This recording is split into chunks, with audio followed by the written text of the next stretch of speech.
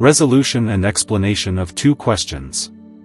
1. Why do most practitioners of the Hermetic Art, in seeking the Lapidem Philosophorum, the Philosopher's Stone, or the Stone of the Wise, strive in vain, spending great expense, toil, and labor upon it, and yet are nevertheless unable to find the way on which they work? 2. How may one find it easily and certainly, without great costs, toil, and labor, and use it, to the honor of God and to the blessed service of his suffering, poor neighbor? To all lovers of true wisdom, for their own knowledge, and for the happy attainment of its temporal and eternal blessings, communicated by J. C. S. V. Z. Doctor of Medicine and member of the Academy of Natural Curiosities, Nymphodorus. Leipzig and Hamburg, 1756. Preface. One could hardly believe that in the single city of Hamburg there were more than 1,000 laborants who sought the Philosopher's Stone, partly for the universal, partly for particular applications, spending great expense, toil, and labor upon it, and yet did not find it, but for the most part squandered their possessions and goods upon it, and finally came to the beggar's staff, or, when they grew weary of the work grow weary, depart into foreign lands, and, having been deceived themselves, seek again to deceive others. Out of compassion for these, whose number increases daily, I have taken the trouble to demonstrate to them the groundlessness of their errors, by thoroughly convincing them through experiments. I have arranged for most of their works, in salts, sulfurs, vitriols, antimony, butero-antimonii, and oleum vitrioli, with metals such as gold and silver, iron, copper, lead, zinc, marcasite, bismuth, and quicksilver, to be examined, partly by myself, partly by other friends, and from their own experiments I have shown them that in this way they can by no means attain their goal. Indeed, in truth, they do not even understand what they seek or what they wish to make. But in order not to leave all of them without comfort, I have shown to the worthy and chosen the true path, how from a single universal matter in which all metals have their foundation and root, they may obtain the wise men's mercury, sulfur, and salt, and learn thereby to bring forth the true Philosopher's Stone in complete perfection. Although indeed there are more than enough superfluous books on this art, in which everything is described at length, partly in allegories and riddles, partly in detailed but overly prolix instructions, partly in parabolical and flowery processes, which everyone interprets according to his own imagination, and partly also in true teachings, yet in these much that is confusing has been intermingled and described. Yet I have found that the prolix and parabolical writings on this art are indeed the very reason for the many misguided labors of those lovers of this otherwise divine art, by which they are not in the least enlightened, but rather confused and led astray. For this reason, I have resolved to treat this little tract briefly, only in two questions, as the title page indicates, and to explain everything clearly and plainly, without any circumlocution. I can well imagine, however, that most of the worldly scholars will criticize this little tract and will seek to ridicule it, since it does not accord with the mathematical methods that are customary today, mathematical mechanical principles, proven by experiments. These critics should know, however, that I shall not take the slightest trouble to respond to extensive objections and scoffing, nor to break the seal of the wise by a public description of the experiments. It is enough that I have demonstrated to the art's devotees the properties of the Philosopher's Stone, in fact mechanically and not described in a mysterious manner, that I have clearly shown their conflicting and useless labors to be vain, and have explained the principles of the true work in its natural order, without circumlocution. Thus, if they reflect upon it, or wish to seek further counsel from me, they will indeed come to learn in truth what they seek, that I shall in no way deviate from these principles, but only elucidate them with several further circumstances. Moreover, I wish that this explanation may bring back all who have gone astray from their erroneous paths, enlighten them, and lead them on to the one true way, and that they, when God grants them His grace, may attain the true purpose, namely, their own and their poor neighbor's best, which is useful to soul and body alike. Given in Hamburg, in December of the year 1755. Resolution and explanation of the first question. Why do most practitioners of the Hermetic Art, in seeking the Philosopher's Stone, or the Stone of the Wise, labor in vain, spend great costs, toil, and effort upon it, and yet nevertheless cannot possibly find it in the manner in which they work? To thoroughly resolve this magisterial question, and to clearly and plainly demonstrate to those practitioners of the art the falsity of their labors, we must first of all explain what is to be understood by the words of the Philosopher's Stone, or the Stone of the Wise, which is the same, and the latter is merely another name for the former, is to be understood as follows. The Stone of the Wise is a subtle, most pure, fiery, mercurial metallic salt, which endures in the fire, has within itself its tincturing gold and silver sulfur, and flows as easily as wax before a flame. The metal into which it is cast, even in very small quantity, it penetrates through and through, just as oil penetrates leather, cleansing it of all impurity and leaving it pure, enduring in the fire. Now, when this salt has been fermented either with gold or silver, it reveals in a moment its power upon common mercury. That mercury, which in its natural state is unripe and in the gentlest fire would flee away, is then rendered fixed in the fire, and according to the nature of its ferment, is transformed either into gold or silver, far finer and more perfect than that which is smelted from the ores. And this projection or casting of the fermented stone of the wise upon common mercury or quicksilver is the most advantageous and abundant in its yield, because mercury is a pure metallic water, yet still unripe and fleeting, bound neither with a metallic salt nor with sulfur. Gold, however, consists of that same living water, or quicksilver, united with a pure salt and red sulfur. Silver, on the other hand, consists of that same living quicksilver, united with a pure salt and white sulfur, and has been perfected by nature over many years.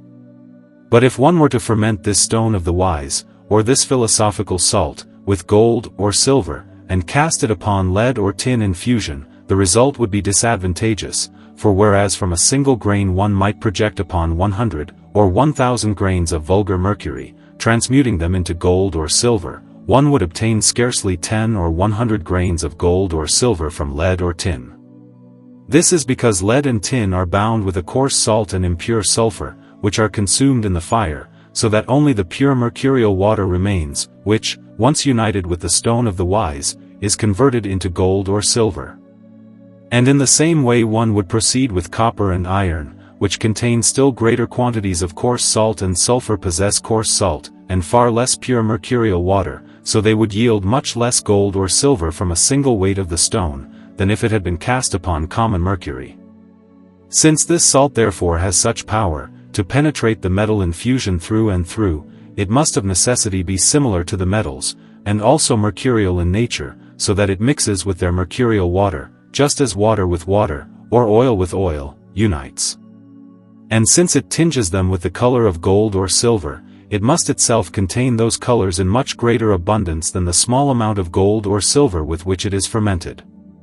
Thus it can impart the same to the mercurial and metallic water. And since the volatile mercurial water is preserved in the fire, it must itself be fixed and able to withstand fire, and since it purifies the other metals from their impurities, it must itself possess the highest purity, for nothing can impart something to another which it does not itself have in power.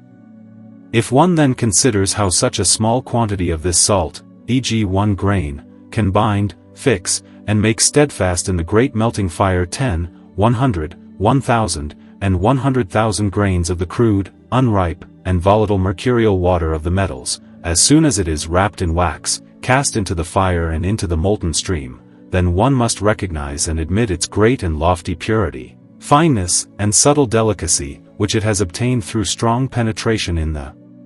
work. These, then, are the properties of the stone of the wise, all of which I have recognized through more than threefold personal experience in my life and on my many travels, as I had the fortune to become acquainted with 3 true adepts, and to make independent projections with their tinctures, and thereby have recognized in them what all true philosophical writers agree upon in their books. If now the practitioners of the art would only consider these properties of the stone, they would themselves recognize, as all their works show, that they proceed only by guesswork, imperfectly prescribed processes, without thorough knowledge of the matter, working blindly day after day, and not even knowing or understanding themselves what they wish to do. Thus they torment themselves in vain, wasting their health, possessions, and goods in useless labors, and in this way can never attain, throughout their whole life, the goal they seek. We will now review their labors and processes one after the other, and cite what is essential from them, for to describe them in form and in their full extent would fill an entire book, and would be just as useless as their attempts themselves, which serve nothing for the clarification of our question, since we only wish to show the groundlessness of these labors, namely, that the properties of the stone of the wise, as cited above, cannot be obtained from them. The practitioners of the Hermetic art are usually divided into the universalists and the particularists. The universalists are those who intend to produce the universal stone, or the great work, as they call it, from a universal matter which is actually to be called the stone of the wise. The particularists, however, are those who seek only to obtain a particular tincture from raw ores and base metals, in order either to make from quicksilver or from the lesser metals, such as lead, tin, copper, and iron, a portion of gold or silver, or else to put some gold into the silver, and then extract it again through separation. The universalists seem to be the more reasonable, since they come closer to the true philosophers, in that they seek to accomplish the whole work from a single universal matter. Yet they err greatly, if they understand the philosophers to mean that they make their stone from one universal matter common to all three realms, the animal, vegetable, and mineral, for they have explained in many places themselves how they did not make the mineral stone out of the first universal matter of all things, but out of its first matter, the universal matter of all minerals. In this, indeed, the universal matter of all things certainly lies at the foundation, but required for this realm to be specified with their mercury, sulfur, and salts. If therefore the foolish universalists, from the air, or from the imagined spiritus mundi attracted therefrom by fancied magnets, or the aerial spirit in which all creatures live, move, and have their being, following sendivogus or otherwise indulging in pseudo-philosophical whims, seek to make the philosopher's stone out of rainwater and thunder water, may do, or such things, as the universal matter of all things, then they must spend not only years in putrefying, distilling, and coabating, before they obtain a nitrous earth from these materials. And when at last they have it, they must purify it so often and soften and subtilize it through its spirit, until they have brought it from its blackness into whiteness, and finally into redness, and made it into a fusible salt. And when they then wish to ferment this with gold, or the white with silver, they will at last find that it is no philosopher's stone, but only a subtle nitrous salt, which is neither homogeneous with the metals, nor does it unite with them, but dries up with them, and no more gold is brought into the mercury or into the other base metals than was already added to it as its ferment. For they lack the mercurial oil and the metallic sulfur, the gold of the wise, which must give it its multiplying power and color. This they cannot find in these universal materials, but must necessarily recur again to the mineral kingdom. And even if they extract something from certain ores and wish to unite it with these salts, it will not penetrate them, and thus their effort and labor of many years is in vain, as I myself have indeed experienced in my younger years. Another kind of universalists exists, who likewise seek the philosopher's stone from a single, yet specifically mineral, universal matter, which is found among all minerals, and in which all metals can be regenerated. They intend to make it from vitriol, and these are usually called the vitriolists. These take either the naturally grown Hungarian or Guzlarian vitriol, or else they make a vitriol from iron and copper, as from those red metals, in which they believe the sulfur of gold to be contained in abundance.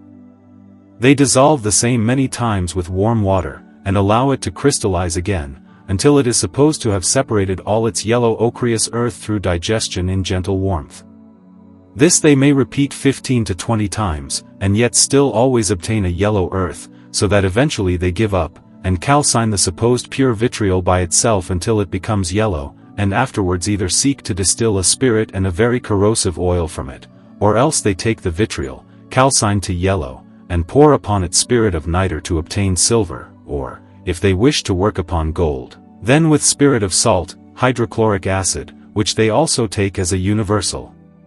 spirit, and pour it likewise over the vitriol, distill it, dissolve what remains again in water, cleanse it of its earth, crystallize it, then pour the previously distilled spirit once more over the crystals, distill again, and repeat this so many times until all its subtlety has been drawn into the spirit so that only a dry, loose, white earth remains.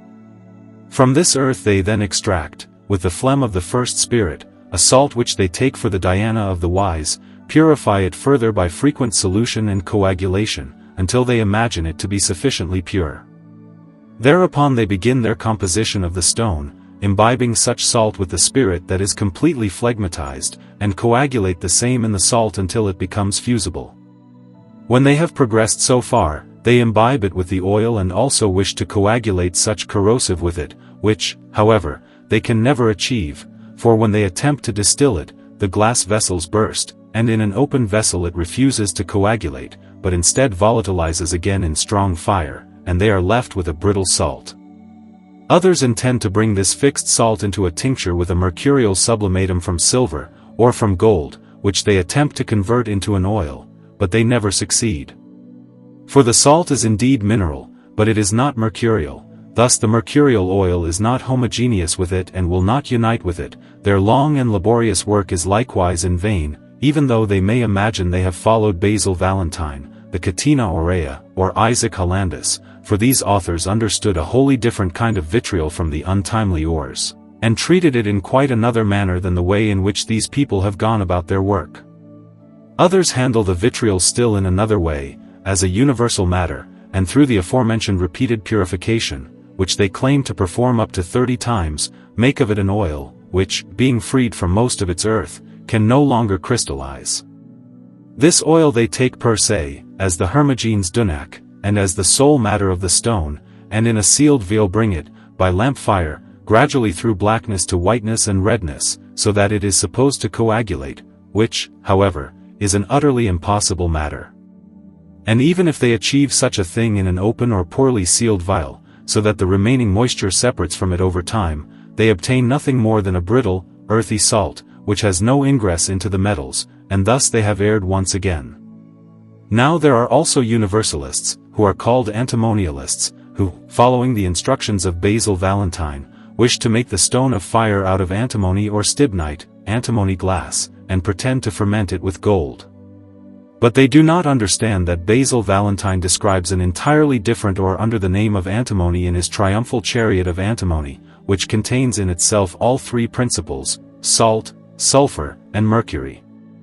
For if they examine the common antimony and treat it as they will, they may indeed find mercury, sulfur, and an earthy residue therein, but not the slightest trace of a mercurial metallic salt. Thus they can, according to the above-mentioned properties of the Philosopher's Stone, of themselves recognize that they cannot make it from this, since the essential quality is missing, namely, that it should easily penetrate the metals and bind the common mercury to endure in fire. This is lacking here, and therefore their labor is in vain. If now we turn to investigate the particularists, we enter into a labyrinth wherein almost the entire world of laboratory workers is lost, and wherein countless millions have been squandered.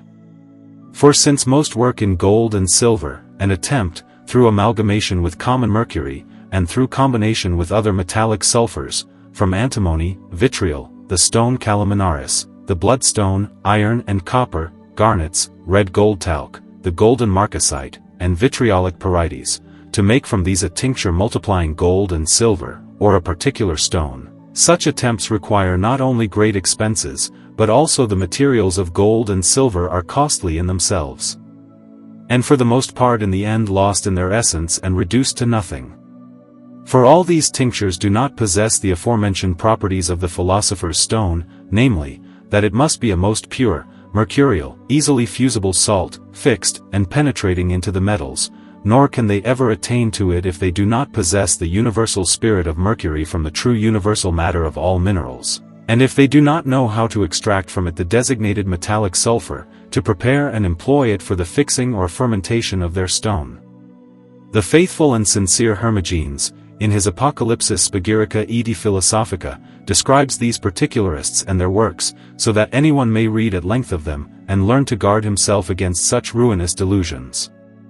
He divides them into 5 classes: the Platonists, the Mammonists, the Satanists, the Ashtarithists, the Vulcanists.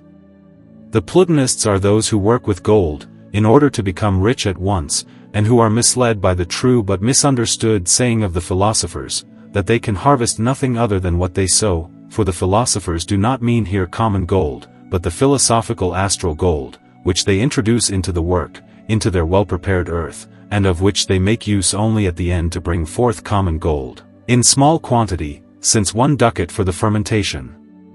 suffices, even if they wished to make hundreds of thousands and millions with their stone.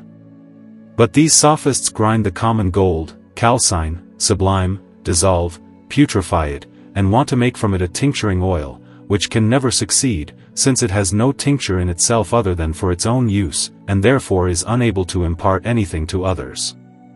Even if one adds to it ever so much sulfur from other ores, and with however much mercurial water they seek to extract from common mercury or butero-antimonii, they nevertheless obtain no fixed and mercurial tincture that penetrates into the base metals as the Philosopher's Stone, according to the properties described above, must do. Instead, all their good gold is further corrupted and turned into useless slags. The Mammonists are those who work with silver, and seek to transform it into gold by calcination and with greatest waters, first by fixing the moon, or making white gold, and then by trying to give it the color of gold through other coloring sulfurous minerals. With this they deceive people with false gold, gathering ill-gotten treasures, for when this gold is immediately tested in aqua fortis, and in antimony the trial is made, all that color and weight of gold disappears, when it is set into the quart with other silver and driven off with lead upon the test, and it proves to be entirely false, and they have made nothing but fixed luna into false gold. Others pretend to draw the golden sulfur from gold and to transfer it into silver, since they then think they have obtained as much gold as they extracted, and when they attempt to restore to the extracted white gold its color again through antimony, they find in the end that all the expenses they have applied are of no account. Likewise are those who, with arsenic, bismuth, and other marcasites, attempt to make white silver from red copper, and often shamefully deceive people with it. The Sathanists are the most cunning sophists and deceivers of the land, who, in the common mercury and bodies, after the supposed white regulus fac mercurium per mercurium, work and claim to extract it from metals, then afterwards animate it with regulus antimonii stibiolato martialis, as their imagined golden sulfur, and think to fashion from it such an incredible tincture, that they imagine they could transform the whole sea into gold, if it were mercury. When they then, for years long, have animated, sublimed, rectified, and made it fiery, so that the leaf of gold is in their hand, and like a strong magnet draws iron to itself, and swallows it up at once, then they believe themselves to possess the true menstruum of gold, to digest amalgamate and then boil gold and silver with it, precipitate and fix it into a red powder, and in the end have nothing but their gold and silver. Indeed, when it is made too fiery and subtle, it volatilizes all the gold, and carries it off through the chimney. Thus, after much indescribable toil and labor, they are deceived, and obtain nothing but an imaginary and impossible multiplication of gold. The Astarotists are the most dreadful sorcerers, who deal with common sulfur, and either seek to sulfurize silver in the flux with it and thereby make gold, or amalgamate lead and common mercury with lead or bismuth, and let it digest for months in a gentle flux, intending to bring forth veins of silver or gold, or otherwise extract sulfur and colors from other metals and minerals by all sorts of menstruums, such as spirit of wine, spirit of sal ammoniac, or urine, distilled vinegar, aqua regis, and waters prepared from every kind of thing they call greater wasser, and without the true universal fountain, intend to make particular tinctures from it. All these gain nothing but black slags as the reward for their toil and stinking labor. The Vulcanists, finally, are the coarse blacksmith servants, who attempt to improve everything by melting it with corrosives and metals, and seek thereby to reduce crude substances to malleable gold and silver. They produce all manner of vitreous substances and glasses from lead, copper, and iron, with saltpeter, potash, zinc, and other golden-colored marcasites, into which they believe they can introduce sulfur, and melt silver many times with these, in order to bring a grain of gold into it. But they are all mistaken, for these sulfurous additions cling only externally to the luna, silver, without penetrating into its innermost essence, as the stone of the wise must do, entering like an oil into leather. Therefore, their manufactured gold from silver cannot withstand either the cupellation or quartation test, and all their effort, labor, and heavy expense are spent in vain. To this class also belong those who, following the instructions of Isaac Hollandus, seek by means of strong fire to calcine metals, to dissolve them into salts, and to make oils from them, and to prepare particular tinctures from them. But all this is vain labor, since they lack the true universal mercurial water, sulfur, and salt, which Isaac Hollandus himself in the doctrine of metals, of oils and salts, makes it quite clear. Beyond these metallic particularists there are still various swindlers, trash dealers, dung merchants, swine bellows, and soot peddlers, who seek to make particular tinctures from urine, human excrement, pig fat, blood, and chimney soot, and to ferment them with gold. But none of these are worth any notice, for they can be easily refuted. Even the least knowledgeable observer of the metallic realm will recognize the absurdity, since their salts and sulfurs do not enter into the metals as required by the stone of the wise. Thus all their labor, effort, and expense are spent in vain. Therefore, let everyone beware of all the processes of particularists and universalists that lie outside the metallic realm, or even within it but without the true metallic principles, namely our mercurial water, sulfur, and salt, which must be employed. Without these, and without the described properties of the stone of the wise, nothing can be achieved. Instead, follow firmly and without hesitation the fundamental principles, which will be explained and clarified in the following question. Resolution and explanation of the second question. How one may easily and surely find the Philosopher's Stone, without great expense, toil, and labor, and how it may be applied to the honor of God and in service to one's poor and suffering neighbor. Since I have now presented to my kind reader the useless and vain labors of most practitioners of the Hermetic art, as a warning for him to guard himself against them, and not to waste his time and wealth in such fruitless endeavors, but rather to recognize the abyss of their works and the properties that the true Philosopher's Stone must and shall possess, having shown this clearly and distinctly, so too will I, in accordance with my promise, now set forth the means and methods by which he may come to the knowledge of the true stone, and find it easily and surely, and without great expense, toil, and labor. Above all things, he must set the fear of the Lord, which is the beginning of wisdom, as the foundation, renounce all greed and avarice in pursuing it, and firmly resolve to employ it solely for the improvement of his temporal condition in the fear of God, for his honor, and for the service of his poor and suffering neighbor, especially the poor of his own household. In such a disposition he may be assured of the blessing of God, which is particularly required for this work. Furthermore, he must form a proper and clear conception of the properties of the Philosopher's Stone, as were described above in the answer to the first question, and keep these continually before his eyes in all his labors, so that he does not miss his ultimate goal, and through uncertainty in his intent, fall back into the labyrinth of the aforementioned universal and particular sophists. The chief properties of this stone are that it is a subtle, most pure, fixed, metallic, mercurial salt, which endures the fire, contains within itself its tinging gold and silver sulfur, and flows as easily as wax before a light, penetrating and permeating the metal into which it is cast in very small quantity, and preserving its pure mercury in the fire.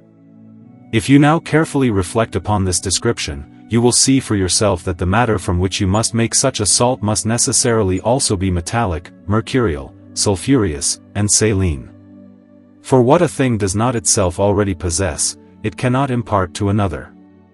And from this arises the error of most experimenters, that they labor with false materials. Therefore, our matter must contain within itself all three principles, mercury, sulfur, and salt, and these must be specifically mineral. For what nature has not specified, the artist cannot in any way specify, since he is not God, who created nature and gave to all things their properties specified in their kind by nature, for the artist cannot possibly imitate it otherwise, but only proceed within the specified seeds of their kind, to imitate by art the purification and multiplication that nature performs. These principles must also be raw, unripe, and impure in this matter, and since all of nature is under the curse, they cannot be pure, but are still mixed with many earthy, stony, watery, and sulphureous impurities, and contain them within.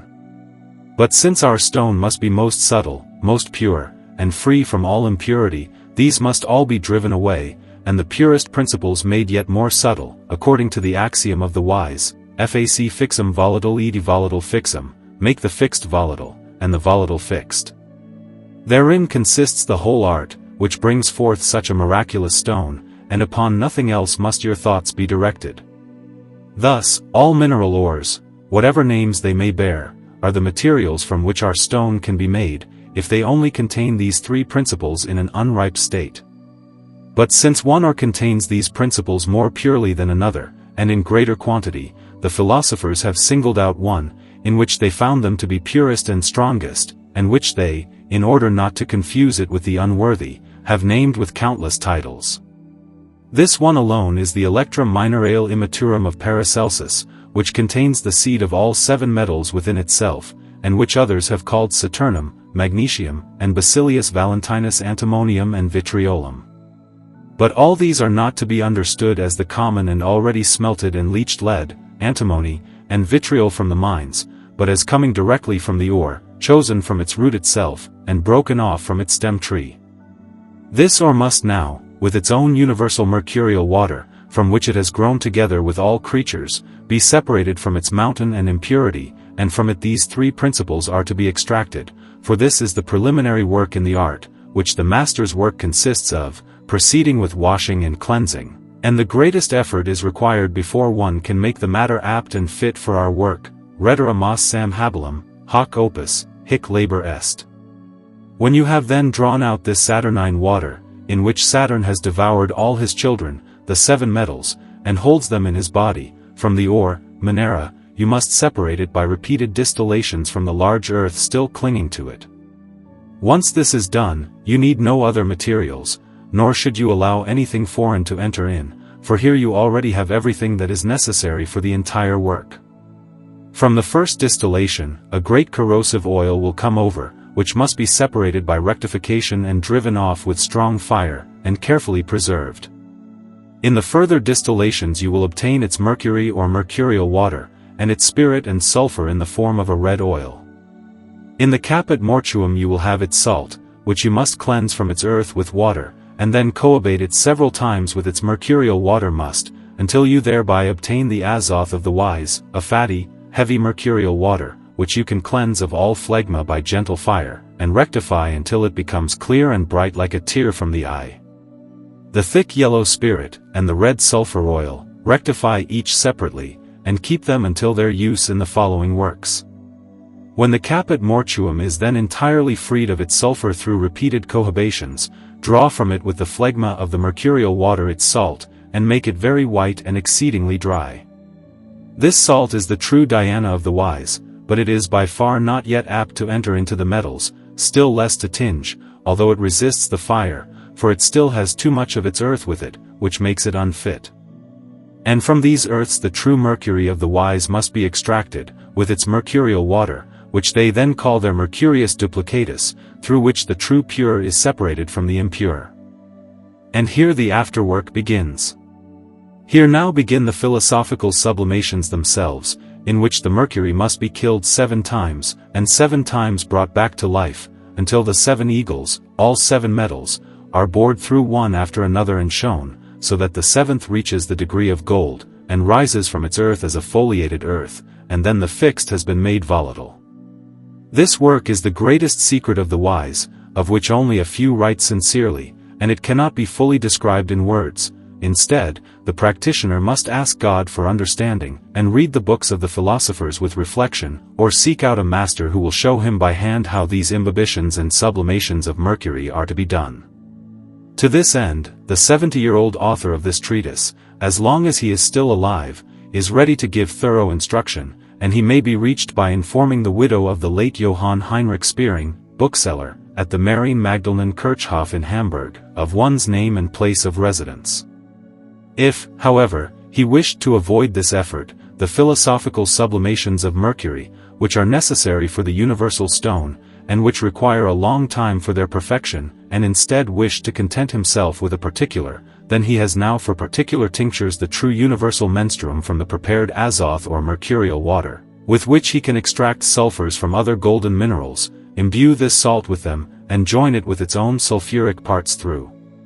boiling, so that within a month he can make such a particular tincture. For without this universal fountain, no particulars can be made profitably, as has been shown above in the first question. If, on the other hand, he wishes to make the universal, then these sublimations of the salt must absolutely precede, and the mercury must be made duplicitous, for otherwise the stone cannot obtain the required liquidity and great multiplication. When, therefore, our mercury has been thus subtilized, and the hermaphrodite of the wise has been attained, then a part of it is dissolved and its spirit of mercury is dissolved, by which the stone must be imbibed and multiplied, the other part is precipitated, with the corrosive oil obtained and carefully preserved at the beginning, according to its proper weight, and coagulated into a firm stone by degrees. Then the universal tincture for whitening, to be fermented with silver, is completed, and the volatile has again been fixed. This white stone, however, which is still very brittle and by no means yet of great efficacy, must then again be imbibed and incarnated by degrees with its aforesaid preserved spirit, and finally it must also be imbibed 7 times with its red oil, and thus fermented to the red tincture with gold. This fermented stone can then be further multiplied through its white or red oil with dissolved mercury duplicatum, whereupon the philosophical books make no further secret. And so I have shown you, dear reader, in few and brief words, the solution and explanation of the second question, how you may find the Philosopher's Stone easily and surely, and without great expenses, which in materials do not amount to 10 Reichsthaler, silver coin, used in the Holy Roman Empire and much of Europe from the 16th to the 19th century, you may accomplish with little toil and labor. Yet I adjure you before God, the giver of all good things, that you do not misuse this wealth, but if God, through this little treatise, lets his light arise upon you, and grants you success in this art, then let it serve solely to the honor of God, and next, according to your convenience, secretly for the service of your suffering poor neighbor, especially the household poor, and to give assistance to poor widows and orphans. And also, to the aged author of this little tract, who, because of his advanced years, cannot himself work further in this art, nor his loyal master and companions, nor his family, after his death, as you may learn from the above-mentioned widow of the publisher, remain with them in gratitude, sharing a part of your blessed profit. Now you will, my dear reader, perhaps wonder, and without doubt with justified thought in your heart ask, since this author writes so clearly and openly about this great work, why then has he not made it himself, and made his house, as others would wish, rich, if he indeed could have made himself rich? I am also obliged to answer this question, in order to bring you out of error, sincerely and truthfully. Know then, that the ways of the Lord are wonderful in dealing with us human children, and the circumstances of the world are so changeable that we often cannot comprehend their causes and reasons. From my youth I was inclined toward very confused and far-reaching affairs, so that I could find no lasting peace in any matter, but instead wandered much in my youth on many journeys, and, as a physician, experimented much uselessly in chemistry. At about 30 years of age I became entangled in affairs of state, in which I had neither freedom nor rest to devote myself personally to chemistry, but had much experimented through others. However, I had the good fortune to become acquainted, little by little on my journeys, with 3 adepts, from whom I learned the foundations of the true art, also observed their works, and with their tinctures myself performed more than 5 times projections, and transmuted gold and silver out of common mercury.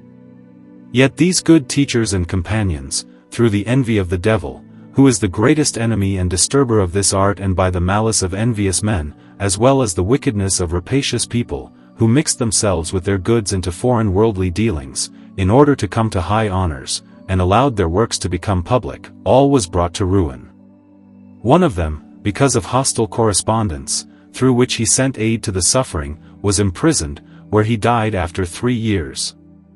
Another, after exchanging several thousand ducats worth of gold in a certain city's mint and bringing it home to his estate, was attacked the following night by a band of robbers, among whom without doubt were the instigators, became invisible to them, was overpowered, gagged, and, though he handed over all his money, was miserably nailed down on the wooden floor, both by hands and feet, so that he could not pursue them.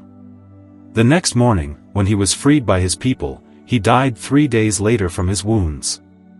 The third, together with his companions, became altogether invisible, so that I have heard nothing more from him since, and I believe he went to East India.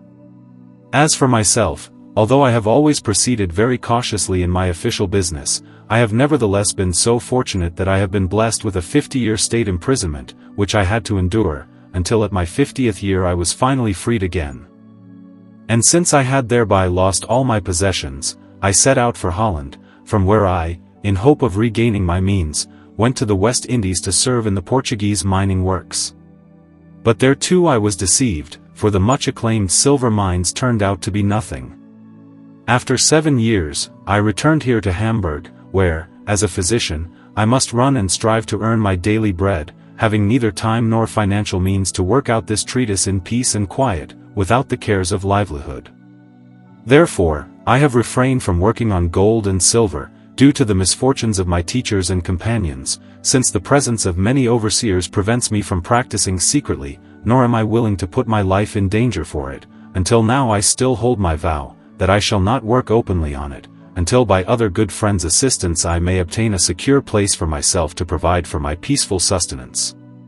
Thus, in order that this knowledge of mine should not die with me, and that it may serve other friends who will assist me, to leave behind this little treatise, to the honor of God and in service of my neighbor, as sincerely as possible, in brief, without riddles and allegories, of which you may find enough in the philosophical books. If you now find yourself, my dear reader, by the grace of God, to be deemed worthy of this divine gift, and if you have the earnest resolve not to misuse it, nor to keep it all for yourself out of shameful greed, for vain pomp and luxury, but rather, as has been said, for your own convenience, for the honor of God, and for the aid of your needy neighbor, especially for poor widows and orphans, then know also to act so prudently, that you do not thereby make yourself widely known, nor seek to obtain great honors and dignities thereby.